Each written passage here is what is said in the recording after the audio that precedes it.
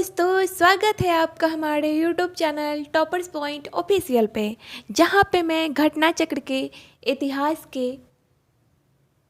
के किताब का विश्लेषण लेकर आई हूँ। अगर आप भी कॉम्पिटिटिव एग्ज़ाम की तैयारी कर रहे हैं तो आपको ये वीडियो पूरी देखनी चाहिए। इसमें पूरे इतिहास को मैंने अच्छे से बताया है। इसमें हर एक तथ्य को शामिल किया गया है। अगर आपको मेरा वीडियो अच्छा लगा हो तो मेरे चैनल को सब्सक्राइब एंड वीडियो को लाइक ज़रूर कीजिएगा। आइए शुरुआत करते हैं। इतिहास शब्द जो इति प्लस ह प्लस आज से मिलकर बना है, जिसका तात्पर्य है यह निश्चित था। ग्रीस के लोग इतिहास के लिए हिस्टोरिया शब्द का प्रयोग करते थे, जिसका शाब्दिक अर्थ होता है बुनना। हिस्ट्री शब्द प्रयोग हेरोडोटस ने सर्वप्रथम अपनी पुस्तक हिस्टोरिका में किया था, इसलिए हेरोडोटस को इतिहास का जनक माना जाता है।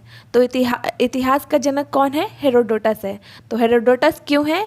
क्योंकि इन्होंने ही हिस्ट्री शब्द का प्रयोग सबसे पहले किया था।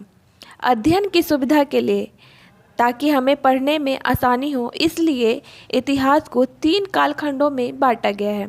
पहला है प्राचीन काल, दूसरा है मध्यकाल और तीसरा है आधुनिक काल। एक साहित्यिक स्रोत है जिसके द्वारा हम इतिहास को जानते हैं, और वो है ब्राह्मण साहित्य। ब्राह्मण ग्रंथ प्राचीन भारतीय इतिहास की जानकारी हेतु महत्वपूर्ण है। मतलब ब्राह्मण ग्रंथ है जो बहुत इम्पोर्टेंट है प्राचीन हिस्ट्री को जानने के लिए। वेद साहित्य में सबसे प्राचीन ग्रंथ वेद है। मतलब ब्राह्मण साहित्य में सबसे प्राचीन ग्रंथ कौन सा है? वेद है। वेदों के द्वारा प्राचीन आर्यों के धार्मिक, सामाजिक, सांस्कृतिक, आर्थिक तथा राजनीतिक जीवन पर प्रकाश पड़ता है। मतलब वेदों के द्वारा हम जो प्राचीन आर्य थे उनके धार्मिक और सामाजिक, सांस्कृतिक, आर्थिक, राजनीतिक जीवन को भी हम जान सकते हैं। वेदों की संख्या 4 है। अब हम पढ़ेंगे भारत का इतिहास, इंडियन हिस्ट्री, और हम पढ़ेंगे ब्राह्मण ग्रंथ। ब्राह्मण ग्रंथों की रचना संहिताओं की व्याख्या हेतु सरल गद्य में की गई है। मतलब कि ब्राह्मण ग्रंथ की रचना संहिता की व्याख्या के लिए ब्राह्मण ग्रंथ का इस्तेमाल किया गया है। ब्रह्म का अर्थ है यज्ञ। ब्रह्म का क्या अर्थ है? यज्ञ है। अतः यज्ञ के विषयों का प्रतिपादन करने वाले ग्रंथ ब्राह्मण कहलाते हैं। मतलब ब्राह्मण क्या कहलाते हैं? जो यज्ञ के विषय के बारे में हम पढ़ते हैं। प्रत्येक वेद के लिए अलग अलग ब्राह्मण ग्रंथ है। मतलब वेद हमारे कितने थे? 4। तो चारों के लिए अलग अलग ब्राह्मण ग्रंथ होंगे। पहला है आरण्यक। आरण्यक ब्राह्मण ग्रंथ के अंतिम भाग है। मतलब आरण्यक ब्राह्मण ग्रंथ क्या है? अंतिम भाग है, जिसमें दार्शनिक, रहस्यात्मक विषयों का वर्णन किया गया है। जंगल में पढ़े जाने के कारण इन्हें आरण्यक कहा जाता है। तो आरण्यक ग्रंथ को हम आरण्यक क्यों कहते हैं? क्योंकि ये सारी जानकारी हमने कहाँ पढ़ी है? जंगल में। कुल 7 आरण्यक हैं। आरण्यकों की संख्या कितनी है? 7। उपनिषद में उप का अर्थ क्या होता है? समीप। नी का अर्थ होता है निष्ठापूर्वक, और सद का अर्थ है बैठना। अर्थात जिस रहस्य विद्या का ज्ञान गुरु के समीप बैठकर प्राप्त किया जाता है उसे उपनिषद कहते हैं। तो उपनिषद क्या है कि हम जिस रहस्य विद्या, मतलब कोई विद्या को हम गुरु के समीप बैठकर प्राप्त करते हैं, उस ज्ञान को हम क्या कहते हैं? उपनिषद कहते हैं। वैदिक साहित्य के अंतिम भाग होने के कारण इन्हें वेदांत भी कहा जाता है। मतलब कि उपनिषद क्या है? वैदिक साहित्य का अंतिम भाग है, इसलिए हम इसे क्या कहते हैं? वेदांत कहते हैं। उपनिषदों में हमें आर्यों के प्राचीनतम दार्शनिक विचारों का ज्ञान प्राप्त होता है। तो उपनिषदों में हमें आर्यों के प्राचीन, मतलब बहुत पुराना विचार ज्ञान प्राप्त होता है। किससे? उपनिषद से। भारत का राष्ट्रीय आदर्श वाक्य, मतलब भारत का राष्ट्रीय आदर्श वाक्य क्या है? सत्यमेव जयते। सत्यमेव जयते मुंडको उपनिषद से उद्धृत है। मतलब कि जो भारत का आदर्श वाक्य क्या है? सत्यमेव जयते, जो कहाँ से है? लिया गया है मुंडको उपनिषद से। उपनिषदों की संख्या कितनी है? 108 है। और वेदांग, वेदांग की संख्या कितनी है? 6 है। पहला क्या है? शिक्षा, दूसरा कल्प, तीसरा व्याकरण, चौथा निरुक्त, पांचवा ज्योतिष एवं छठा छंद।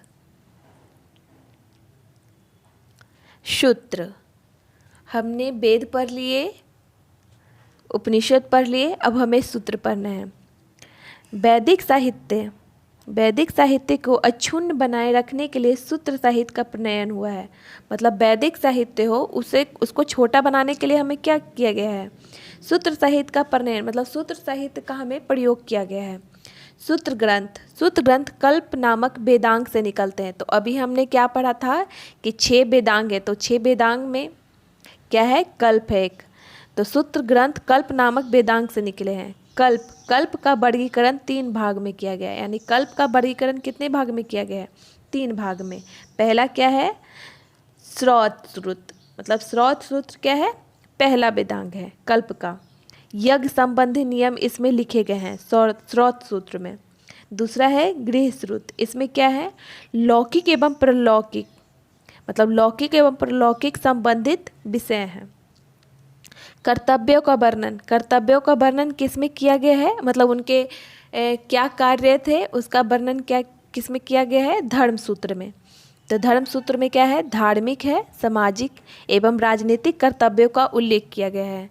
मतलब धर्म सूत्र में धार्मिक, सामाजिक एवं राजनीतिक कर्तव्यों का उल्लेख किया गया है। धर्म सूत्र से ही स्मृति ग्रंथों का विकास हुआ है। तो धर्म सूत्र से ही किसका विकास हुआ है? स्मृति ग्रंथों का। तो प्रमुख स्मृति ग्रंथ को भी हम जान लेते हैं। पहला क्या है? मनुस्मृति, जो आप जानते ही हैं। याज्ञवल्क्य स्मृति, पहला मनुस्मृति, याज्ञवल्क्य स्मृति, पराशर स्मृति, नारद स्मृति, बृहस्पति स्मृति आदि। मतलब बहुत सारे स्मृति हैं लेकिन ये प्रमुख हैं। मनुस्मृति सबसे प्राचीन तथा प्रामाणिक, मतलब सबसे प्राचीन और प्रामाणिक कौन सी है? ये मनुस्मृति है। और मनुस्मृति सबसे प्राचीन एवं पुरानी है। और मनुस्मृति के भाष्यकार यानी कि टीकाकार कौन है? मेघातिथि। मतलब इस पे कोई टीका लिखा होगा तो वो कौन है?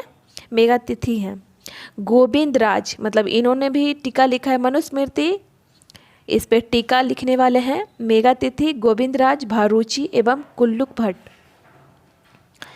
याज्ञवल्क्य स्मृति के टीकाकार हैं। मतलब हमने तो मनुस्मृति का पढ़ लिया कि उनके टीकाकार कौन है। अब याज्ञवल्क्य के टीकाकार,